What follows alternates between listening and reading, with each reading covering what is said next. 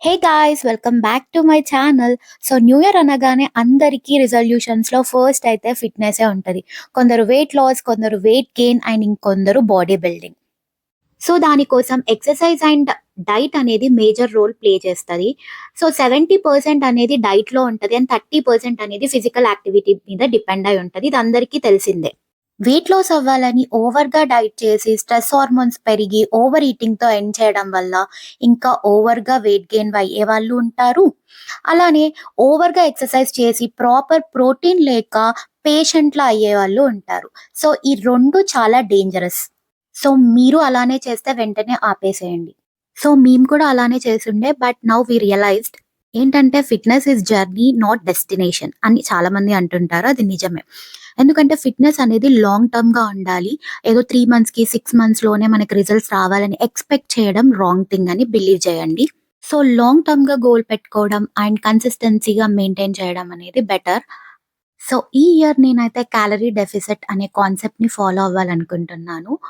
So, దానికోసం మనకు తెలియాల్సినయి just calories, ఏ ఫుడ్‌లో ఎంత క్యాలరీస్ ఉంటాయి, కార్బ్స్ ఏంటి, ప్రోటీన్ ఏంటి, ఫైబర్ ఏంటి, ఫైబర్ ఫుడ్ ఏంటి, ఇవన్నీ ఫుడ్స్ గురించి తెలుసుకోవాలి. సో, ఇదంతా పెద్ద కాన్సెప్ట్ తర్వాత వీడియోలో మళ్ళీ డిస్కస్ చేసుకుందాం.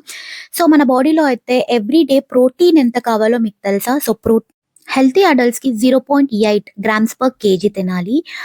అండ్ కొంచెం మీరు జిమ్‌కెళ్తున్నారు, ఏదైనా వర్కౌట్ చేస్తున్నారు, ఫిజికల్ యాక్టివిటీ ఎక్కువుంది అంటే 1.2 గ్రామ్స్ పర్ కేజీ అయితే ప్రోటీన్ తీసుకోవాలి. అండ్ ఫిజికల్ యాక్టివిటీ బట్టయితే ప్రోటీన్ అనేది డిపెండ్ అయి ఉంటది. సో, ఈ మిల్క్ షేక్‌లో అయితే మనకి ఓవరాల్‌గా 20-21 గ్రామ్స్ ఆఫ్ ప్రోటీన్ అయితే ఉంటది. దీనికోసం ఒక 50 గ్రామ్స్ ఓట్స్ తీసుకున్నాను. And pumpkin seeds, flax seeds, ఇంకా వాటర్‌మిలన్ సీడ్స్. మెయిన్‌గా ఇది ఫీమేల్ హార్మోన్స్‌ని బ్యాలెన్స్ చేయడానికి యూజ్ అవుతది. సో, ఓట్స్ కూడా ఇవన్నీ కూడా ఓవర్ నైట్ సోక్ చేసుకోవాలి. సో, దానివల్ల ఏమైతదంటే మనకి అబ్జార్ప్షన్ రేట్ అనేది మంచిగుంటది. అబ్జార్ప్షన్ ఆఫ్ న్యూట్రిషన్ అనేది బావుంటది.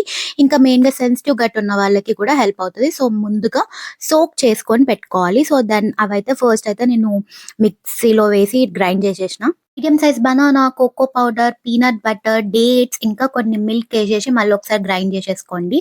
సో, కోకో పౌడర్ అనేది ఆప్షనల్ మీ ఇష్టం ఏసుకుంటే ఏసుకోండి లేకపోతే లేదు. అండ్ లాస్ట్‌గా మీకు నచ్చితే హనీ ఏసేసుకోండి స్వీట్‌నెస్ కోసం. So, plain oats, dry fruits తినని వాళ్ళకి ఇలా ఒకసారి ట్రై చేసి చూడండి. చాలా బావుంటది టేస్ట్ కూడా. సో, ఈ డ్రింక్ మీరు వీక్‌కి 2 డేస్ తాగితే ఫుల్ గ్రేట్ రిజల్ట్స్ ఉంటాయి అని నేను చెప్పినా కూడా నమ్మకండి. అవన్నీ కాదు. ఇది ప్రోటీన్ రిచ్ కాబట్టి మంచి న్యూట్రియంట్స్ కూడా మనకుంటాయి. అండ్ ఆల్సో ఫిల్లింగ్‌గా ఉంటది. చాలా సేపటి వరకు ఆకలైతే వేయదు. సో, ఓకే గాయ్స్, మీకు నచ్చితే ట్రై చేసి ఎలా ఉందో నాకు కామెంట్‌లో చెప్పండి. ఓకే. Bye guys.